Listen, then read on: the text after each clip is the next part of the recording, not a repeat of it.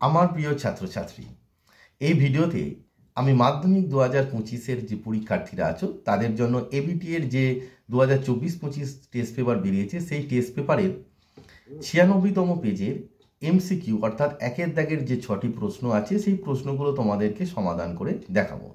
এই প্রশ্নগুলো সমাধান করতে গিয়ে আমি তোমাদেরকে এটাই দেখাবো যে অজানা কোনো এমসিকিউ তোমরা কিভাবে সমাধান করবে।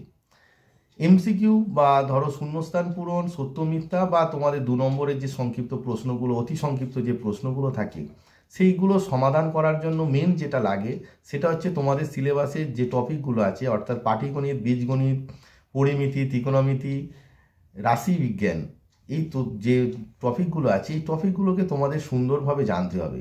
আর এই টপিকের যে সূত্র এবং থিওরিগুলো আছে সেগুলোকেও সঠিকভাবে জানতে হবে। আর এই থিওরি বা সূত্র শুধু পড়লে কিন্তু মুখস্থ হবে না। এগুলো কি করতে হবে, আগে ভালো করে বুঝবে, তৈরি করবে এবং এই রিলেটেড যে অঙ্কগুলো আছে সেগুলো বারবার প্র্যাকটিস করবে। বারবার প্র্যাকটিস করলে অবশ্যই তোমরা সাকসেস পাবে এবং সূত্রগুলো তোমাদের মাথায় স্টোর হবে। আর মাথায় যখন স্টোর হয়ে থাকবে যে কোনো অঙ্ক দেখলেই তোমরা বুঝতে পারবে যে এটা কোন সূত্রের সাহায্য হবে। এটার জন্য কি বলো তো, প্রচুর প্র্যাকটিসের দরকার। প্রচুর প্র্যাকটিস করো, মন দিয়ে করো। আর এই শর্ট কোশ্চেনগুলো যে আছে এমসিকিউ, সেই এমসিকিউ করানোর সময় কেন, কোন সূত্র কী জন্য ইউজ হচ্ছে আমি তোমাদেরকে বলবো। এই পদ্ধতি অবলম্বন করে তোমরা নতুন নতুন অঙ্ক প্র্যাকটিস করো। আর প্রথমে তোমরা কি করবে, সূত্রগুলো ভালো করে পড়বে, বুঝবে এবং সেই রিলেটেড যে প্রশ্নর সমাধান তোমাদের স্যার ম্যাডামরা করিয়েছেন বা তোমাদের বইয়ের উদাহরণে অনেক করে দেওয়া থাকে, সেইগুলো দেখে না যে প্রসিডিওরগুলোকে বুঝবে এবং সেই প্রসিডিওরগুলো বুঝে তোমরা নতুন অঙ্ক করার চেষ্টা করবে। নতুন অঙ্ক হয়তো প্রথমে হবে না, তোমরা বারবার চেষ্টা করবে, দেখবে সাকসেস পাবে। আর নতুন অঙ্ক যখন নিজে করতে পারবে তখন জানবে তোমার টপিকটা বা চ্যাপ্টারটা তোমরা শিখেছো। কারণ দেখো, এই মাধ্যমিক স্তরে তুমি ভালো নাম্বার পেলেই মানে তোমার সব কিছু শেষ হয়ে গেল না। এই যে এখানের যে জ্ঞানগুলো তোমরা অর্জন করবে সেগুলো তোমাদের ভবিষ্যতে বিভিন্ন কম্পিটিটিভ এক্সাম দেওয়ার জন্য কাজে লাগবে। তাই প্রত্যেকটা টপিক, কিছুই সাজেস্টিভ পড়াশোনা করবে না, প্রত্যেকটা টপিক ভালো করে জানবে, বুঝবে। কারণ এই মাধ্যমিক স্তর পার হয়ে যাওয়ার পর না এই সুযোগটা তোমরা আর পাবে না। তাই প্রত্যেকটা টপিক ভালো করে বুঝবে, কারণ এই মাধ্যমিক স্তরের জ্ঞান থেকেই তোমাদের ভবিষ্যতে সুন্দর একটা জীবন তৈরি হবে। এই মাধ্যমিক স্তরের পরে ধরো তোমরা ক্লাস 11 অনেকে সায়েন্স নেবে। এবার সায়েন্সের এই যে এখন ক্লাস 10 স্ট্যান্ডার্ডে যেগুলো আছে সেগুলো তার ওখানে গিয়ে কেউ তোমায় ধরে ধরে শেখাবে না। তাই এখান থেকে তোমাকে ভালো করে জ্ঞান অর্জন করতে হবে। বা অনেকে আর্টস কমার্স নেবে, তো তারা ধরো যখন চাকরি পরীক্ষা দেবে, বিভিন্ন কম্পিটিটিভ যে এক্সাম দেবে, সেই তখন তো তোমাকে দেখবে যে সিলেবাস যেগুলো থাকে সেগুলো মাধ্যমিক স্ট্যান্ডার্ডেরই যে ম্যাথ থাকে সেইগুলো। তাই এখন যদি তুমি ভালো করে জ্ঞান অর্জন না করো তা ভবিষ্যতে গিয়ে কী করে করবে। আর এই জ্ঞান অর্জনের জন্য টেস্ট পেপারটা করা খুবই প্রয়োজন। মানে তুমি কি শিখেছো এবং তার অ্যাপ্লিকেশান কিভাবে করতে পারছো সেটার জন্য টেস্ট পেপার খুবই জরুরি। আর আমি তোমাদের শেখাবার চেষ্টা করছি যে কিভাবে তোমাদের নতুন অঙ্কগুলোকে তোমাদের জানার যে সূত্র আছে সূত্রের সাহায্যে তোমরা করতে পারো। আমার যে নিয়ম আছে সেগুলোকে ফলো করো এবং আমি ভিডিও দেওয়ার আগে তোমরা তার আগের পেজগুলোকে কমপ্লিট করে ফেলো। এবার যে অঙ্কগুলো পারবে না তখন আমার ভিডিও থেকে তোমরা সেগুলোকে কারেক্ট করবে। চলো তাহলে স্টার্ট করা যাক। এবিটি টেস্ট পেপারে 96 পেজের, দেখো তোমাদের দেখাচ্ছি 96 পেজের 1 নম্বর যে প্রশ্নটি আছে সেটি বলছে একটি নির্দিষ্ট সরল সুদের হারে কোনো মূলধন এক্স বছরে দ্বিগুণ এবং ওয়াই বছরে 3 গুণ হলে x:y সমান বলছে কোনটা হবে, 2:3, 1:2, 3:2 না 2:1।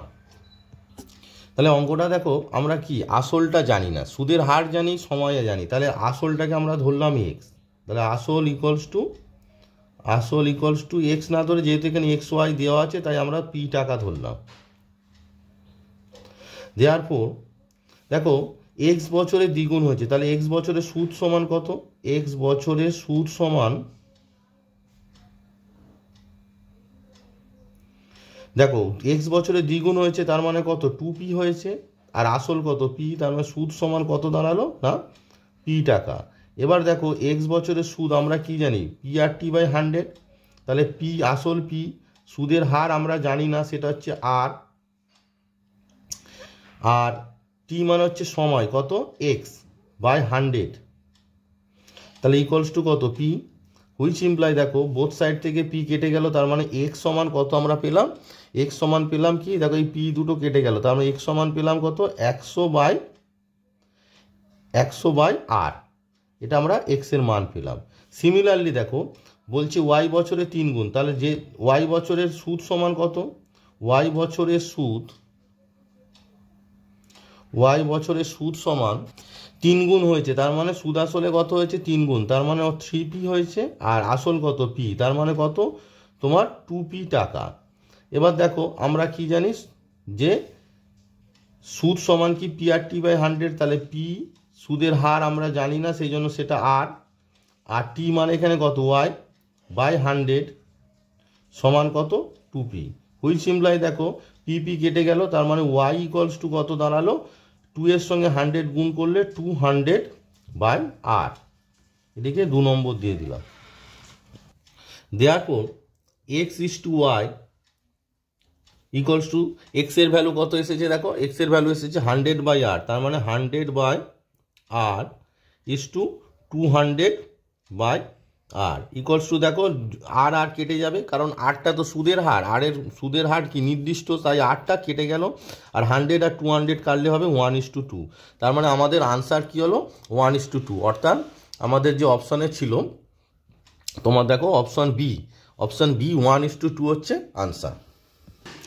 নেক্সট 2 নম্বরে বলেছে x² ইকুয়ালস টু 6x সমীকরণটির বীজ বা বীজদ্বয় নির্ণয় করো। দেখো আমরা যদি লিখি x² ইকুয়ালস টু 6x, এবারে দেখো 6xটাকে যদি বামপক্ষে আনো, তার মানে কি দাঁড়ালো x² minus 6x equals to 0, which imply দেখো দুটো থেকে x কমন নাও, তার মানে কি দাঁড়ালো x মাইনাস 6 ইকুয়ালস টু 0। এবার আমরা কি জানি দুটি রাশির গুণফল যদি শূন্য হয়, রাশি দুটির মান পৃথকভাবে শূন্য, দেওয়ার আমার কি দাঁড়ালো, দেওয়ার x ইকুয়ালস টু 0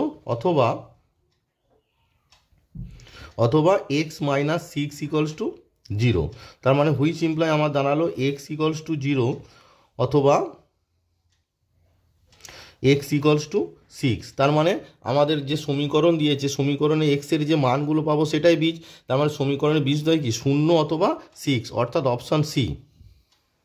3 নম্বরে যেটি বলছে একটি বৃত্তের 18 সেমি দীর্ঘ একটি জ্যা বৃত্তের কেন্দ্রে 1 সেমকোণ পরিমাণ কোণ উৎপন্ন করে, বৃত্তের কেন্দ্র থেকে জ্যার লম্ব দূরত্ব হলো সেটা বের করতে দিয়েছে। তাহলে দেখো প্রশ্নটা তোমরা যে পড়ছো, পড়ে কি বুঝতে পারছো যে এখানে কি কি দেওয়া আছে, এখানে দেওয়া আছে একটা বৃত্তের জ্যায়ের দৈর্ঘ্য দেওয়া আছে আর কেন্দ্র থেকে জ্যায়ের লম্ব দূরত্ব, তার মানে এখানে আমাদের যে উপপাদ্যটি লাগবে সেটি কি, সেটা যদি তোমার মাথায় থাকে যে একটা জ্যায়ের দৈর্ঘ্য আর তার কেন্দ্র থেকে তার উপর লম্ব দূরত্ব, তার মানে এখানে কোন উপপাদ্যটা কাজে লাগছে, যে বৃত্তের কেন্দ্র থেকে কোনো ব্যাস নয় এরূপ কোনো জ্যায়ের উপর লম্ব অঙ্কন করলে জ্যাটিকে কি করে, সেটি সমদ্বিখণ্ডিত করে।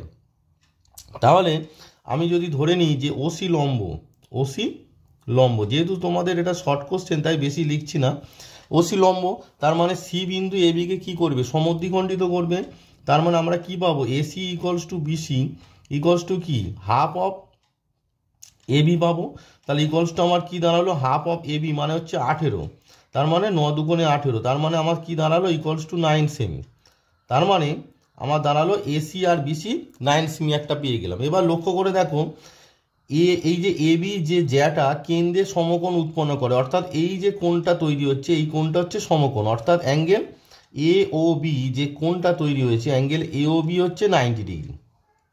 এবারে দেখো দুটো ত্রিভুজ আছে, দুটো ত্রিভুজ যদি লক্ষ্য করো যে ত্রিভুজ এ ও সি ও ত্রিভুজ বি ও সি, এই যে বি ও সি দুটো ত্রিভুজ কি ত্রিভুজ, দেখো ওসিটা কি, ওসিটা লম্ব, তাই তো, তার মানে ওসি যদি লম্ব হয় এইটাও সমকোণ এটাও সমকোণ, তার মানে এরা কি সমকোণী ত্রিভুজ, আর সমকোণী ত্রিভুজের যখন হয় তখন তাদের সর্বসমতা দেখানোর জন্য RHS অর্থাৎ রাইট অ্যাঙ্গেল হাইপোটেনিয়াস সাইড দেখাতে হয়, তার মানে angle ACO equals to angle BCO equals to কত 90 ডিগ্রি, মানে সমকোণ হয়ে গেল তোমার। দেখো অ্যাঙ্গেল ACO আর BCO কি লম্ব যেহেতু 90 ডিগ্রি। নাম্বার 2 হাইপোটেনিয়াস OA সমান ওবি, কেন কি এটা ওএ আর ওবি কি ব্যাসার্ধ, তার মানে এটাও সমান হয়ে গেল। এগুলো দেখাতে হবে না, এগুলো তোমাদের বোঝানোর জন্য আমি জাস্ট বলছি আর কি।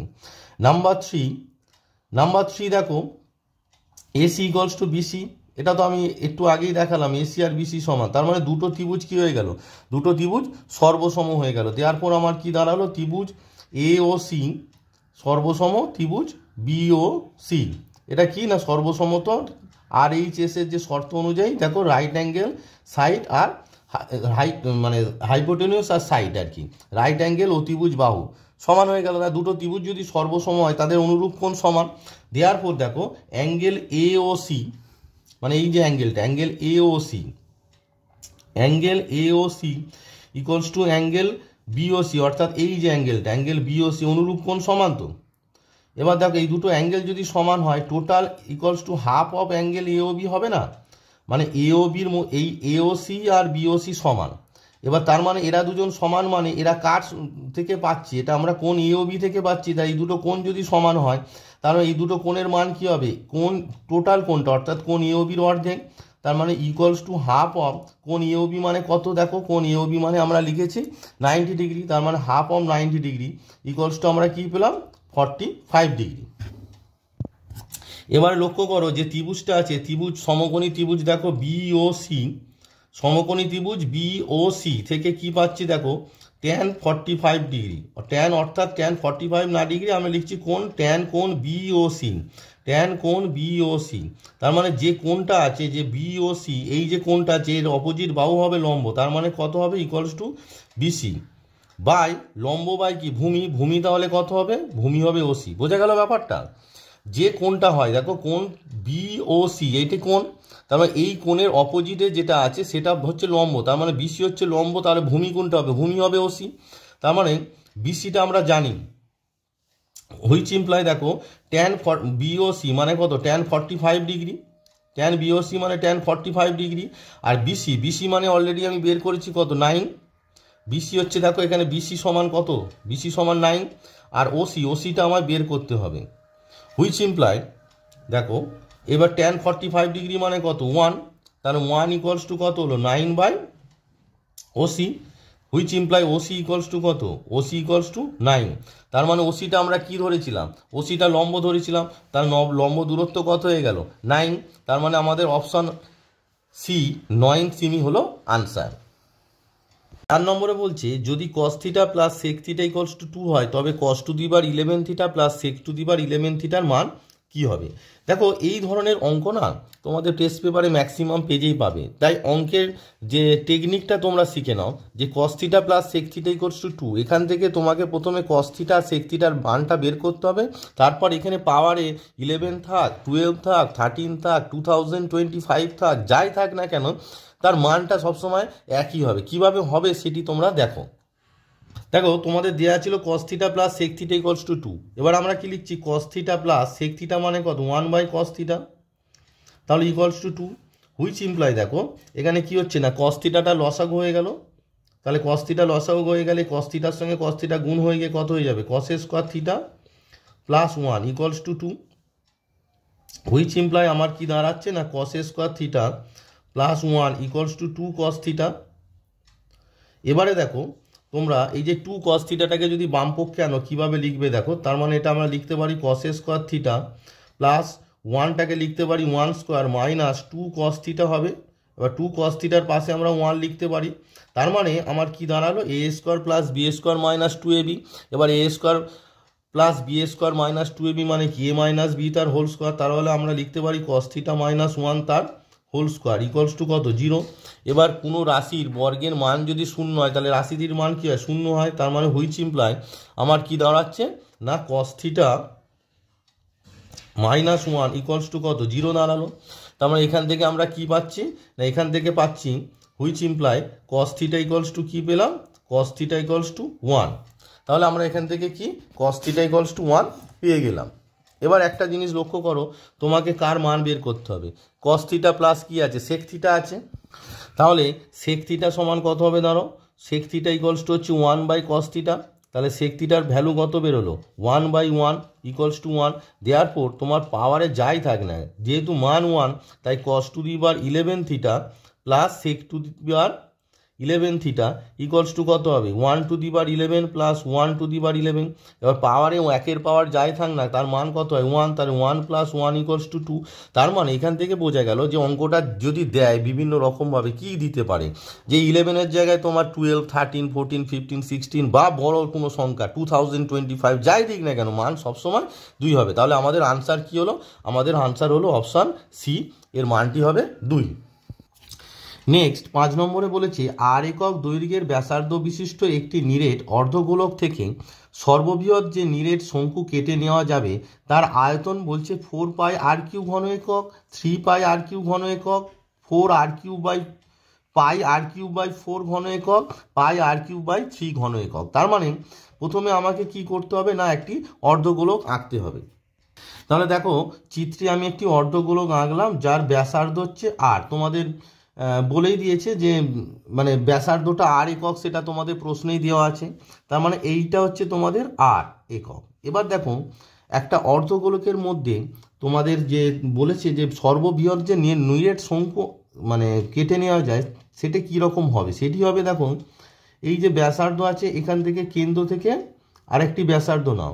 এবার দেখো এটা যোগ করে দাও, দিলে কি হচ্ছে ব্যাস হয়ে গেল, মানে ব্যাসের প্রান্তবিন্দুর সঙ্গে তোমার শঙ্কুটা হবে। শঙ্কুটা কীরকম হবে তাহলে না ব্যাসের প্রান্তবিন্দুর সঙ্গে টাচ হবে। তার মানে শঙ্কুটা কীরকম হচ্ছে দেখে নাও, এই যে গোটাটা হলো শঙ্কু, এই যে গোটা পাটটা বোঝা গেল, এই যে গোটা পাটটা এটি হলো শঙ্কু। তার মানে এই যে চিত্রে তোমরা যে শঙ্কুটা দেখতে পাচ্ছ মানে সর্ববৃহৎ যে শঙ্কু মানে একটা অর্ধগোলক থেকে সর্ববৃহৎ যে শঙ্কু কেটে নেওয়া যাবে সেই শঙ্কুর ভূমির ব্যাসার্ধ কত আর, আর উচ্চতাটাও কত হবে না আর। দেখো উচ্চতাটাও তো কি মানে তোমার যে গোলক দেওয়া আছে গোলকের ব্যাসার্ধ।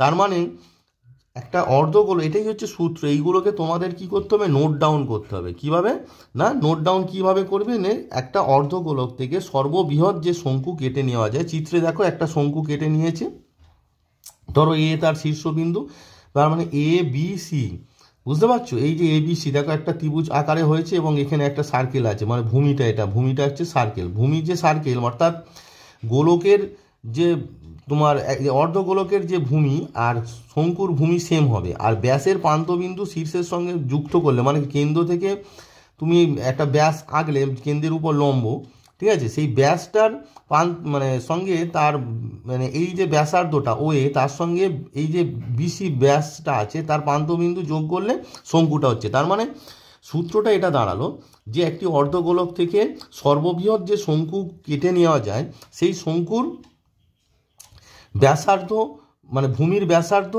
আর উচ্চতা সমান কি হবে গোলকটির ব্যাসার্ধ, কারণ এটাও তো গোলকের ব্যাসার্ধ, এটিও কি দাঁড়াচ্ছে এটিও আর।